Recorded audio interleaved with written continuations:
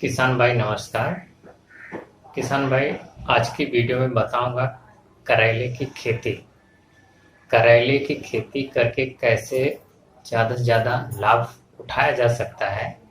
Hybrid करेला किस तरीके से बोया जाता है, कैसे उसकी देखभाल होती है, कौन सी खाद डाली जाती है, कब कब डाली जाती है, और पूरी जानकारी इस वीडियो में आपको मिलेगी।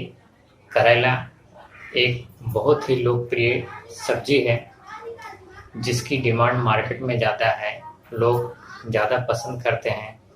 करेला देखिए बहुत ही गुणकारी है। ये शुगर के मरीजों के लिए ये सब्जी बहुत ही बेस्ट है।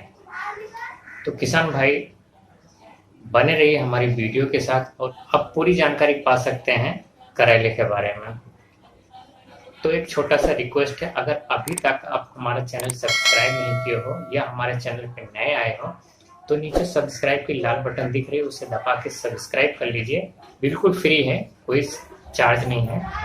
और वीडियो पसंद आएगी तो एक लाइक कर देना और कुछ पूछना होगा तो कमेंट करना। तो चलो चलते हैं वीडियो की ओर। किसान भाई देखिए, करेला बोना हो या कोई भी फसल अगर हमको खेत में बोना है तो सबसे पहले हमें समय का चुनाव करना होता है और खेत का चुनाव करना होता है। जैसे अभी दिसंबर आने वाला है तो मान लो हम करेले की खेती करने जा रहे हैं और हमें करेले का जो फल है, जो सब्जी है, गर्मियों में चाहिए, गर्मियों में बेचना है, तो हमको दिसंबर जनवरी में करेले की खेती करनी चाहिए। उससे पहले खेत की तैयारी करनी होती है।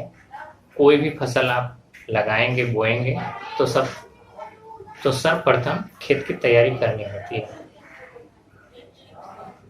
खेत की अच्छी जुताई करनी होती है। 2 बार 3 बार खेत की अच्छी जुताई करा के मिट्टी को बढ़िया भुरभुरी करवा लीजिए, रोटावेटर चलवा के। और कंपोस्ट खाद तो बहुत ही ज़रूरी है, क्योंकि कंपोस्ट जो है हमारे मृदा में, मिट्टी में पोषक तत्व की आपूर्ति करता है और जो उसमें फसल हम बोएंगे उसके लिए बहुत ही पौष्टिक आहार प्रदान करता है और मिट्टी की गुणवत्ता भी बनाए रखता है। गोबर या कंपोस्ट का प्रयोग ज़्यादा करना चाहिए खेतों में। रासायनिक खादों का प्रयोग कम करेंगे तो अच्छा है, क्योंकि उसका असर फलों में जाता है, सब्जियों में जाता है, जिसका सेवन हम करते हैं फिर उसका असर हमारे शरीर पे पड़ता है, जिससे हमारे शरीर में बहुत सारी व्याधियां हो जाती हैं। तो किसान भाई गोबर या कंपोस्ट अपने खेत में डलवा के जुताई करा के मिट्टी के साथ में मिक्स करवा लीजिए। अच्छे से मिट्टी के साथ मिक्स हो जाता है तो बहुत अच्छा रहता है। उसके बाद में आप उसमें मेड़ी बनवा लीजिए। 1.5 मीटर की दूरी पे एक मेड़ी बनवा दीजिए। जैसे एक मेड़ी बनाए उसके बाद 1.5 मीटर के बाद दूसरी मेड़ी बनाइए। इस तरीके से आप पूरे खेत में मेड़ी बनवा दीजिए और करेले का बीज जो है उन मेड़ियों के ऊपर बोइए। मिट्टी में कम से कम 1 इंच नीचे होना चाहिए बीज, ताकि उसका जर्मिनेशन अच्छा हो, उसे नमी मिल सके। और बहुत नीचे भी नहीं होना चाहिए, क्योंकि ज़्यादा नीचे जाने पे उसमें सड़न हो जाता है और बीज जो है सड़ जाता है। तो इसलिए ना ज़्यादा ऊपर रहे ना ज़्यादा नीचे रहे। ज़्यादा ऊपर रहता है तो सूख जाता है, जर्मिनेशन नहीं होता। ज़्यादा नीचे जाता है तो सड़ जाता है। इसलिए जितनी आवश्यकता है, जितना रिक्वायरमेंट है जिस बीज का, उतने ही अंदर उसको डालना चाहिए। किसान भाई 1 इंच पे बुआई करेंगे, 1 इंच गहराई पे, क्योंकि करेला जो है बहुत फैलता है। करेला के पेड़ पौधे जो हैं बहुत विकास करते हैं, तो ऐसा नज़दीक नहीं बोना चाहिए। और वो भी ये सब्जी वाला करेला है, इसलिए क्योंकि इसमें झालर देना पड़ेगा। मैं आगे बताऊंगा क्या क्या करना पड़ेगा। तो जब इसकी बुआई हो जाए पूरे खेत की, तो ये 10 से 15 दिन में इसका जर्मिनेशन अच्छा हो जाता है। इतने ऊपर ऊपर आ जाता है मिट्टी के। बुआई के बाद 2 दिन में 3 दिन में उसमें ऐसे हल्का सा पानी देना रहता है ताकि मिट्टियों में नमी पहुंचती रहे, मिट्टी सूखने ना पाए। और जब जर्मिनेशन हो जाए, इतना इतना हो जाए, तो हल्का सा करेले का पेड़ जहाँ जहाँ रहता है वहाँ पे उनकी जड़ों के ऊपर हल्का हल्का सा यूरिया का भुरकाव करना चाहिए। इससे क्या होएगा कि करेले का जो पेड़ है वो जल्दी विकास करेगा, जल्दी जल्दी बड़ा होएगा। और नमी खेत में बना रहना चाहिए, ये चीज ध्यान में रखिए। खेत सूखा नहीं होना चाहिए। जब इतना बड़ा हो जाए उसका पौधा, तो आप अपने खेतों में वो जो मेड़ी बनाए हैं उस मेड़ी के ऊपर बांस का टुकड़ा होता है ना, वो गड़वा दीजिए। कम से कम जब आप खड़े हो रहे हैं तो आपके सर के ऊपर तक होना चाहिए, इतना बड़ा होना चाहिए, बहुत ज़्यादा बड़ा नहीं होना चाहिए। 5 फीट 6 फीट ऐसे अंदाज के इतने बड़े बड़े बाम्बू आप गड़वा दीजिए। एक बाम्बू गड़वाइए, फिर दूसरा बाम्बू कम से कम 10-12 फीट की दूरी पे ऐसे ऐसे हर मेड़ी पे गड़वा दीजिए। और उसमें बाम्बू में नीचे से जमीन से 1 फीट के ऊपर, मतलब जहाँ पौधा है वो पौधे के लेवल में एक तार बंधा दीजिए, पूरा यहाँ से लेके वहां तक बाम्बू में, हर बाम्बू से लपेटते हुए लास्ट तक बंधवा दीजिए। इस तरीके से हो जाएगा।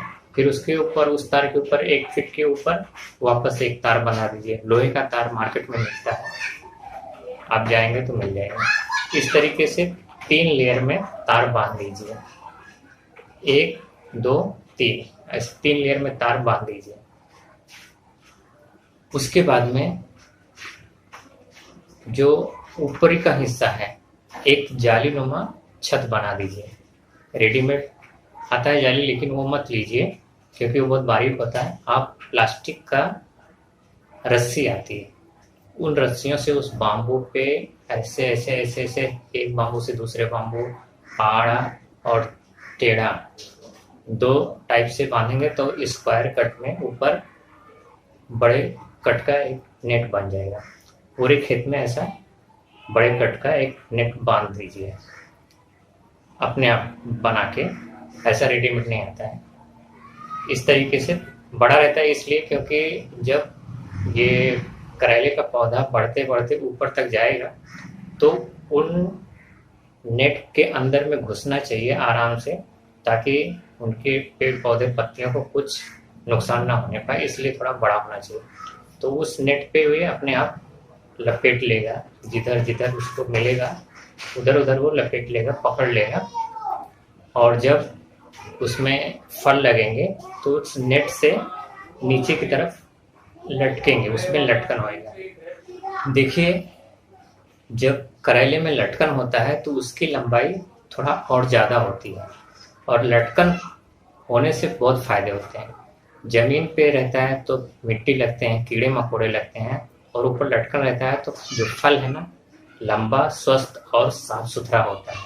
उसमें कोई पोल्यूशन या कीट नहीं लग पाते ज़्यादा।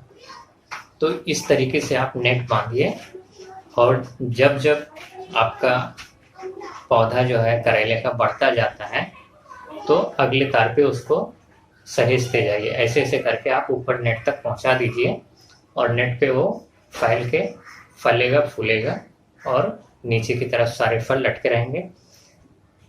फिर जब फल तैयार हो जाएंगे तो आप जो 1.5 मीटर की आप दूरी छोड़े हैं उनके बीच में घुस के आप उसकी तोड़ाई कर सकते हैं आसानी से, या आप खरपतवार खेत से निकालना है वो भी आसानी से कर सकते हैं। इसलिए 1.5 मीटर की दूरी एक मेड़ी से दूसरी मेड़ी तक होना चाहिए, ताकि खेत के अंदर घुस के आप खेत की देखभाल आराम से कर सकें। उर्वरक डालना है जब, कम से कम 2 बार 3 बार यूरिया का छिड़काव करना रहता है, उससे पौधे को बहुत अच्छा पोषक तत्व प्राप्त होता है और विकास होता है।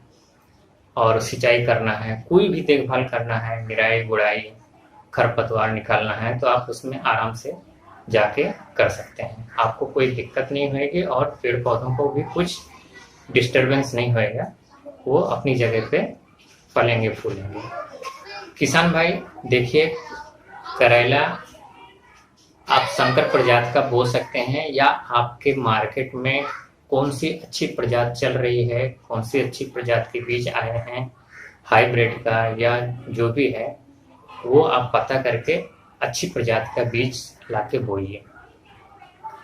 और ये गर्मी में तैयार हो जाएगा। जब दिसंबर या जनवरी में आप इसकी बुआई किए रहेंगे तो गर्मी में ये फल आपको देना चालू कर देगा।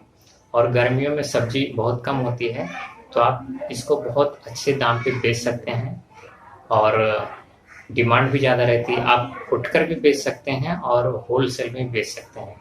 होलसेल में बेचेंगे तो आप व्यापारी को अपने खेत से ही बेच सकते हैं, आपको कहीं ले जाना भी नहीं पड़ेगा। ये सारी सुविधाएं आजकल बहुत अच्छी हो गई हैं और व्यापारियों को भी रहता है सब्जी कहीं मिलता नहीं है, तो वो ढूंढते रहते हैं किस किसान के पास सब्जी है, वो सबसे पहले आपके खेत में ही आ जाते हैं, बोलते हैं हमको ही दो।